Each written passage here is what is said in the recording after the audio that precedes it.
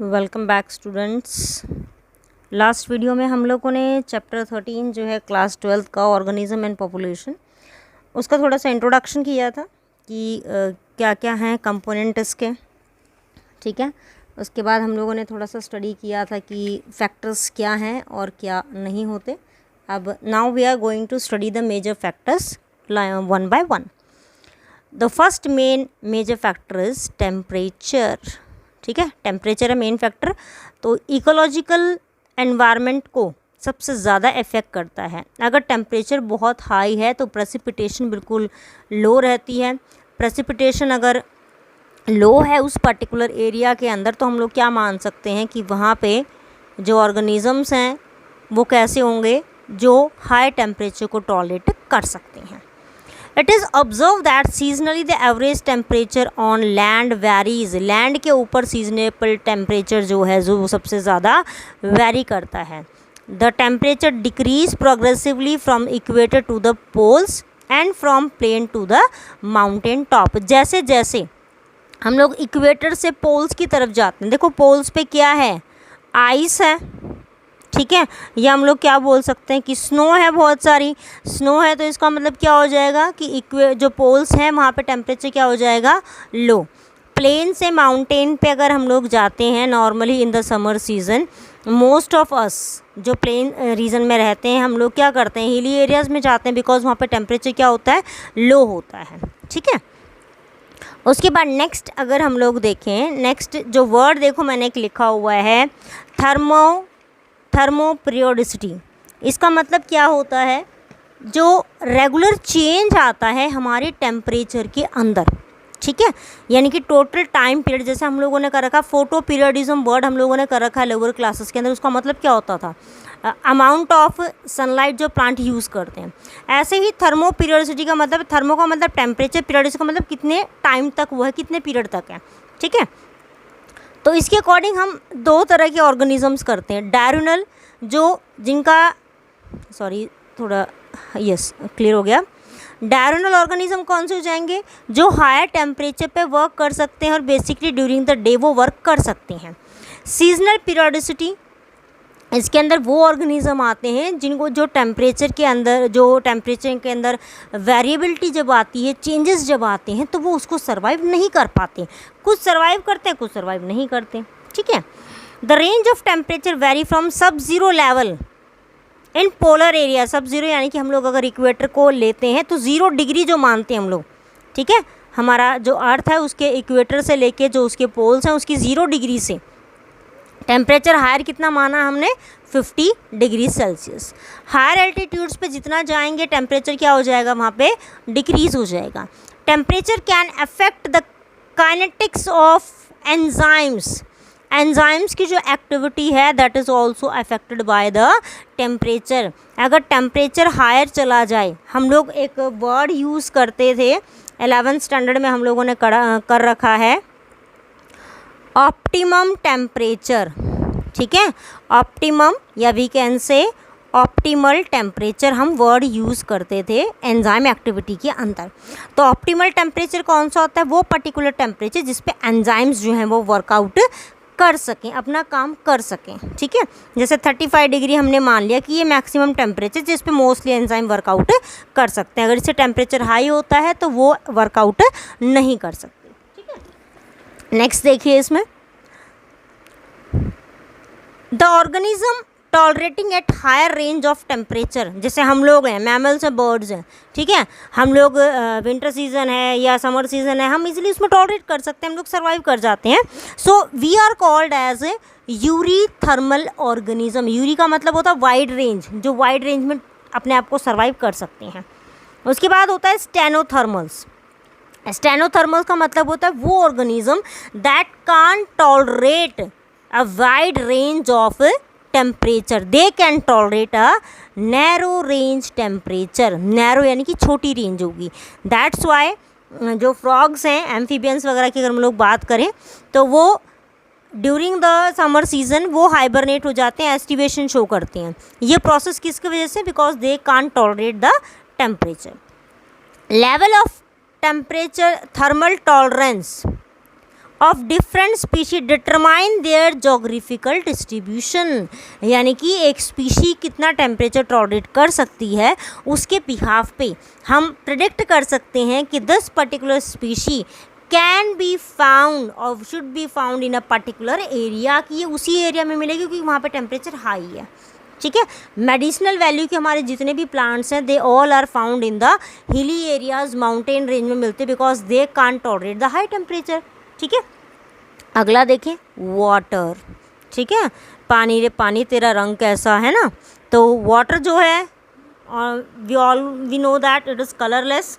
ठीक है, but it is the most important for all organism. अब मॉइस्चर कंटेंट के बिहाफ पे हम 3 टाइप्स की कैटेगरी बनाते हैं। हाइग्रोफाइट्स, ये वो प्लांट्स लगा लो, वो ऑर्गेनिज्म लगा लो जो वेट एरिया में ही मिलते हैं, यानी कि इनको पानी बहुत ज़्यादा चाहिए होता है, एक्वाटिक हैबिटेट वाले हम बोल सकते हैं। मीजोफाइट ऑर्गेनिज्म, जिनको मीडियम चाहिए, जैसे कि हमारी क्रॉप्स वगैरह हम ग्रो करते हैं मोस्टली, ठीक है, वो इसके अंदर हम लोग लगा सकते हैं। ज़ीरोफाइट ड्राई एरिया में, लो ड्राई हैबिटेट होती है, जिनको वाटर की डिफिशिएंसी होती है, वाटर स्कैरिटी के अंदर ग्रो कर सकते हैं, वो किसके अंदर आते हैं हमारे ज़ीरोफाइट, जैसे कैक्टस वगैरह हैं। ठीक है, कैक्टस है, पिटूनिया है, केशिया है, ये सारे प्लांट किसके अंदर आ जाएंगे हमारे ज़ीरोफाइटिक के अंदर। ठीक है, water is the next important factor as life is unsustainable without water. बिना पानी के हम अपनी लाइफ को सपोज नहीं कर सकते, because water is essential from our day beginning to the night, यानी कि सुबह उठने से लेकर रात को सोते तक हमें पानी चाहिए होता है, हमारी ज़िंदगी की बहुत ही अहम हिस्सा होता है पानी। अब नेक्स्ट देखिए हम लोग ज़रा, the amount of water in environment determine the productivity and distribution. ये देखिए वर्ड मैंने क्या बोला है, प्रोडक्टिविटी, प्रोडक्टिविटी एंड डिस्ट्रीब्यूशन। जितना ज़्यादा वाटर अवेलेबल होगा उतनी ही ज़्यादा प्लांट की वहाँ पे वेजिटेशन ज़्यादा होगी, जितने ज़्यादा प्लांट की वेजिटेशन होगी उतनी ही ज़्यादा प्लांट फोटोसिंथेसिस करेगा, उसका बायोमास क्या होगा, बढ़ेगा। ठीक है, पानी ज़्यादा है यानी कि हाइग्रोफाइटिक कंडीशन है तो प्लांट्स भी क्या होंगे, ज़्यादा मिलेंगे। ठीक है, आगे देखिए इसमें नेक्स्ट है कि एक्वाटिक हैबिटेट के लिए अगर हम लोग बात करें, for aquatic habitat the quality of water become important. Water की क्वालिटी इम्पॉर्टेंट है। रीज़न देखिए, एक्वाटिक में क्या देखना पड़ता है, पीएच वैल्यू कितनी है, एसिडिक तो नहीं है, ऑर्गेनिज्म सर्वाइव नहीं कर पाएगा। सैलिनिटी, सॉल्ट कितना प्रेजेंट है, अगर पानी बहुत ज़्यादा खारा है, डेड सी आप लोगों ने सुना होगा लोअर क्लासेस के अंदर कि डेड सी की जो सैलिनिटी है वो इतनी हाई है कि उसके अंदर कोई भी ऑर्गेनिज्म सर्वाइव नहीं कर सकता। ठीक है, टेम्परेचर ऑफ वाटर, वाटर का टेम्परेचर कितना है। ठीक है, तो वाटर जो होता है सबसे हायर डेंसिटी उसकी होती है कब, 4 डिग्री सेल्सियस टेम्परेचर पर। जैसे हम लोगों ने टेम्परेचर के लिए किया कि ऑर्गेनिज्म जो है हायर टेम्परेचर टॉलरेट कर सकते हैं, लोअर टेम्परेचर टॉलरेट कर सकते हैं, तो हम यहाँ पे बात करते हैं किसके लिए, अब सैलिनिटी के लिए, सॉल्ट कंटेंट के लिए। जो एक्वाटिक ऑर्गेनिजम्स हैं, if they have a capacity of wide range salinity, कि वो इजीली माइग्रेट कर जाएंगे one point two another point, जैसे बहुत सी फिशेस होती हैं माइग्रेट कर जाती हैं from their higher to lower level. ठीक है, तो हम उनको क्या नाम देते हैं, यूरी हेलाइन का।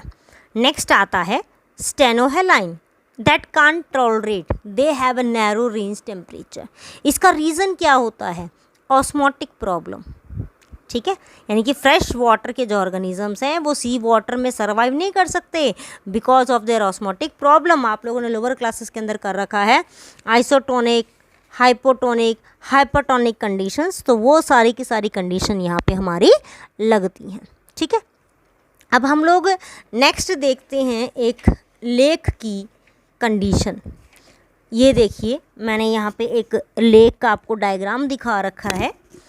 लेक में सबसे ऊपर वाली जो लेयर है, ये देखिए, ये सनलाइट हमारी आ रही है, ये जोन हमारी लिथोरल जोन। लिथोरल जोन जो होती है सबसे ज़्यादा सनलाइट को रिसीव करती है। ठीक है, यानी कि सबसे ऊपर का जो एरिया होता है जो सबसे ज़्यादा सनलाइट को रिसीव करता है वो कौन सा हो गया हमारा, लिथोरल जोन। उसके बाद है लेमनेंटिक जोन। लेमनेंटिक जोन कौन सा हो जाएगा, जिसके अंदर अमाउंट ऑफ ऑक्सीजन और लाइट जो है, जैसे जैसे उसकी डेप्थ यानी कि हम नीचे जाएंगे, नीचे आते जाएंगे, लाइट और ऑक्सीजन का कंटेंट क्या हो जाएगा इसके अंदर, लो हो जाएगा। ठीक है, अब हमारी जो ये लेमनेंटिक जोन है, ये पूरी देखिए यहाँ से लेके यहाँ तक, ये लेमनेंटिक जोन है, यहाँ तक, ये यहाँ तक। ठीक है, हमने इसको क्या कर दिया, डिवाइड कर रखा है। सबसे ऊपर वाला रीजन, ये वाला जो सनलाइट को रिसीव कर रहा है, हम इसको नाम देंगे फोटिक जोन का। भाई सनलाइट रिसीव करता है तो फोटिक जोन हो गया। ठीक है, उसके बाद ये जो फोटिक जोन है, ये फोटिक जोन बेसिकली, ठीक है, इसको यूफोटिक जोन भी बोलते हैं, बिकॉज इसके अंदर हमारी जो एल्गीज हैं वो सभी की सभी इजीली ग्रो कर सकती हैं। नेक्स्ट हम लोग लेते हैं इसका जो रीज़न है हमारा, वो है डायफोटिक जोन। डायफोटिक जोन ये प्रोफंडल जोन और लेमनेंटिक जोन की जो यूफोटिक जोन है इसके बीच की लेयर होती है। ठीक है, जो ट्विंकलिंग जोन होती है, और ये सबसे ज़्यादा सपोर्ट किसको करती है, ये सपोर्ट करती है ब्राउन एल्गी को और रेड एल्गी को। ठीक है, रेड एल्गी इस डेप्थ एरिया तक ग्रो करने की कैपेसिटी रखती है। Next is profundal zone. Profundal zone होती है जहाँ पे लाइट पेनिट्रेट नहीं कर सकती, यानी कि ये वो एरिया है जहाँ पर लाइट की एंट्री ख़त्म, कि भाई इससे आगे नहीं जा सकते, सूर्य देवता अपनी किरणों को संभाल लें, आपकी लिमिट ख़त्म हो गई। ठीक है, next is benthic zone. Benthic zone क्या होता है, बॉटम जोन होता है हमारा। ठीक है, जो टोटली डार्कनेस कंडीशन में होता है। ठीक है, टोटली डार्कनेस का मतलब कि यहाँ पे बिल्कुल अंधेरा होता है, जो कि किसके साथ लिंक करता है, हमारा सॉइल के साथ लिंक करता है। सबसे लोअर मोस्ट जोन है, इसके पास सनलाइट या हम लोग बात करें कि जो लाइट है वो किसी भी तरीके से रीच नहीं करती। ठीक है, और इस जोन का टेम्परेचर ऑलमोस्ट रहता है 4 डिग्री सेल्सियस। तो जब हमारे वो एरियाज़ जहाँ पे एक्सेस में स्नोफॉल होती है, तो उनकी लेमनेटिक जोन, लिथोरल जोन में पूरी की पूरी इनके ऊपर एक आइस की लेयर जम जाती है। ठीक है, आइस की लेयर जमने की वजह से क्या होता है कि ये पूरा का पूरा एरिया कोलर हो गया, टेम्परेचर क्या हो गया, बहुत डाउन चला जाएगा। तो फिशेस क्या करती हैं, इस बेंथिक जोन की तरफ माइग्रेट करती है, प्रोफंडल और बेंथिक जोन की तरफ माइग्रेट करेंगे अपने आप को सरवाइव करवाने के लिए। ठीक है, उसके बाद करते हैं नेक्स्ट जो फैक्टर है हमारा, जो इसके साथ लिंक है हमारा लाइट का, जो भी हमने किया है, वो है लाइट। ठीक है, लाइट की हमने ये एक कंडीशंस देख ली हमने, जो किसके साथ जा रही है, हमारी लाइट के साथ भी जा रही थी, वाटर के साथ भी जा रही थी। ये एक रिलेशनशिप देख लिया हमने जोन ऑफ लेक का। लाइट इंपॉर्टेंट है for the autotrophics because they have the capacity to do photosynthesis. ठीक है, स्मॉल प्लांट्स जो हर्ब्स हैं, शर्ब्स हैं, वो फोटोसिंथेसिस कर सकते हैं एट लो लाइट कंडीशंस। ठीक है, लो लाइट कंडीशंस आप लोगों ने 11th स्टैंडर्ड के अंदर कर रखा है बच्चों, कि जो क्लोरोफिल होता है, दे हैव फोटो सिस्टम। ठीक है, तो फोटो सिस्टम हमने 2 किए थे, एक P680 था, एक था P700। हमने 2 फोटो सिस्टम किए थे। ठीक है, तो कुछ ऐसे प्लांट्स भी होते हैं जो इन दोनों की रेंज से डाउन में भी फोटोसिंथेसिस कर सकते हैं बाय स्पेशल फोटोसिंथेटिक पिगमेंट्स। ठीक है, नेक्स्ट है कि जो प्लांट है डिपेंड करता है सनलाइट की, कितनी सनलाइट है उसकी रिक्वायरमेंट में। जो हम लोगों ने क्या कर रखा है, फोटो पीरियडिज्म हमने जो किया था, फोटो पीरियडिक, जिसमें हम लोगों ने short day, long day, day neutral plants किया था, वही इसके अंदर आ जाएगा। नेक्स्ट है कि डीप सी जो होता है, वहाँ पे ऑर्गेनिज्म सर्वाइव किस वजह से करते हैं, कि वहाँ पे जो हमारी अभी मैंने बताया आपको बेंथिक जोन जो है, यानी कि 4 डिग्री सेल्सियस का जो टेम्परेचर है, वो सर्वाइव करवाने में हेल्प कराता है। Next factor is soil.